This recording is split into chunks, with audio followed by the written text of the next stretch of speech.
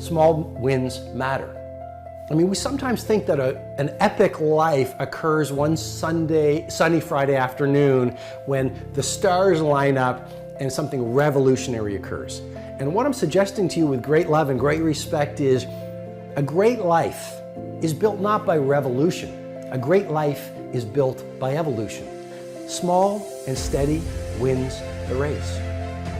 What you do every day is far more important than what you do once every decade. I want you to really think about that idea. What you do every day is simply your life in miniature. And as you live every single day, so you're crafting your life. What you do over the next hours is really building your future. And if you can just get, and I can just get every single pocket of 24 hours right as best as we humanly can, the rest of our life is going to take care of itself. So small wins matter. You know, the moment in front of the customer where the pull was to go average and you become merchant of wow sets you up for the next day of a way of being of wow. The little win with your family when you feel like watching TV sets you up for another win the next day. A little win of getting up at 5 o'clock and running your morning routine sets you up for a habit of a 5 a.m. club morning routine. Small daily improvements over time will lead you to stunning results.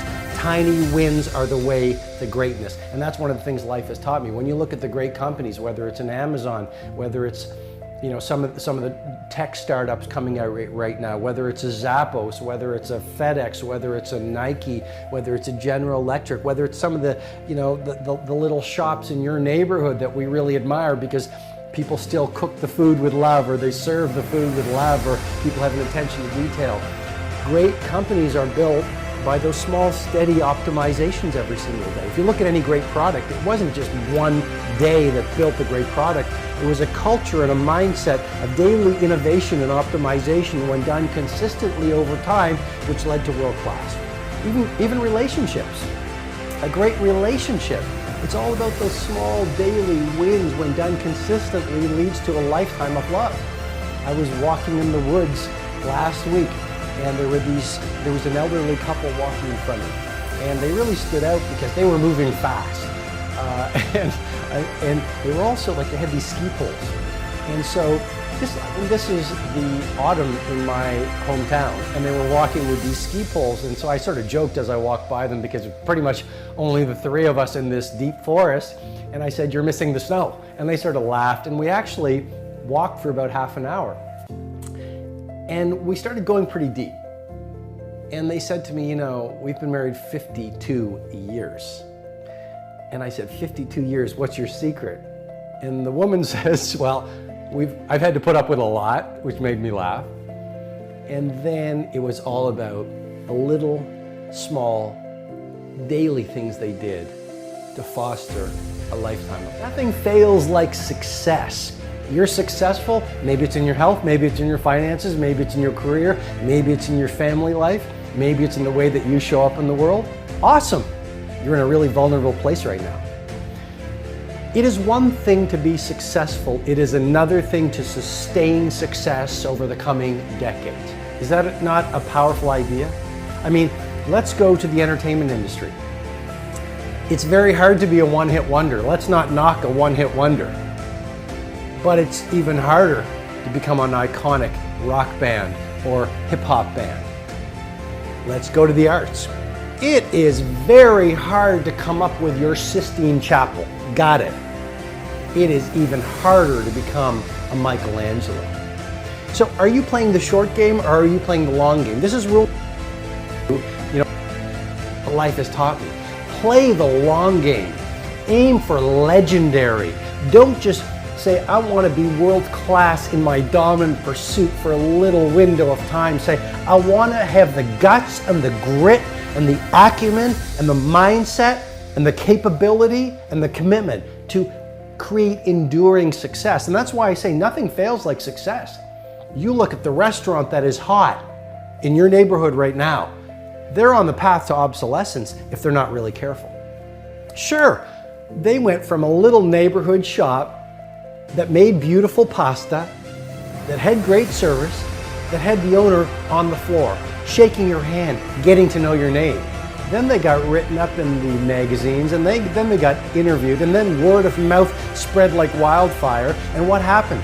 They became arrogant. You see, success can be so toxic. And it happens, it is such a pull on every human being. It just plays with your mind. And you literally shift from humility to arrogance. You shift from humility to arrogance. And once the arrogance sets in a mindset, it starts to populate every other person on the team, every other person in the culture, every other person in the community. And it is a very short fall from success to irrelevance.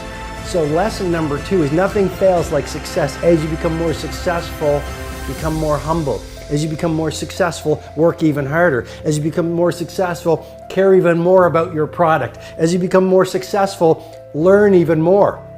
I invite you, when you are the titan of your industry, be sitting in the room with 18-year-olds beginning their game. When you are the icon of your field, be the person who is up not at 5 o'clock anymore. Let's play at 4 o'clock, reading, listening to the podcast, writing in your journals, setting your goals, focusing on your intentions.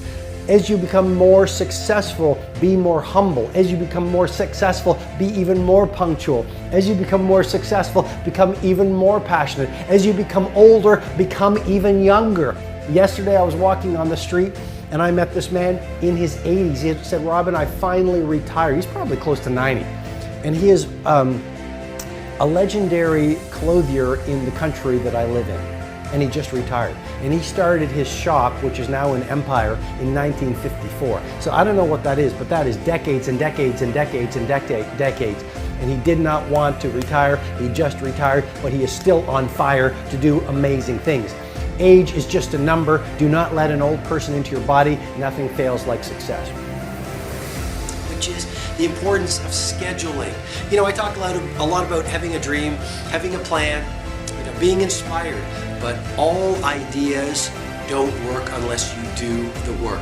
And some of the best work you can do is getting really good at creating a one-page plan. Have your big 5, the 5 things that need to happen this year for this to be your best year yet, on a one-page plan.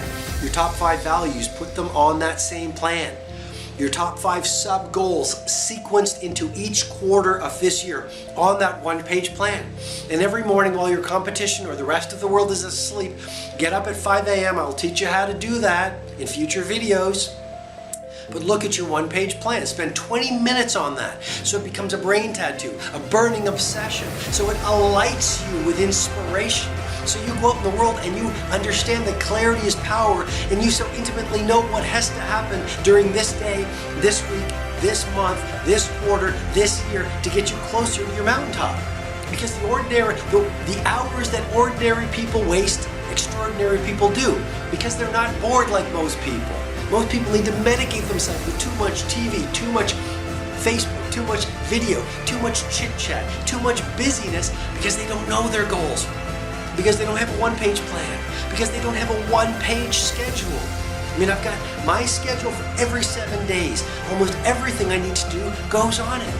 And you might say, Robin, well, that's a very rigid way to live. No, it's a very free way to live. Because then I have the power to live life on my own terms. I feel inspired. I'm not wasting each day. I'm leveraging each day. And then the final idea is, please remember this.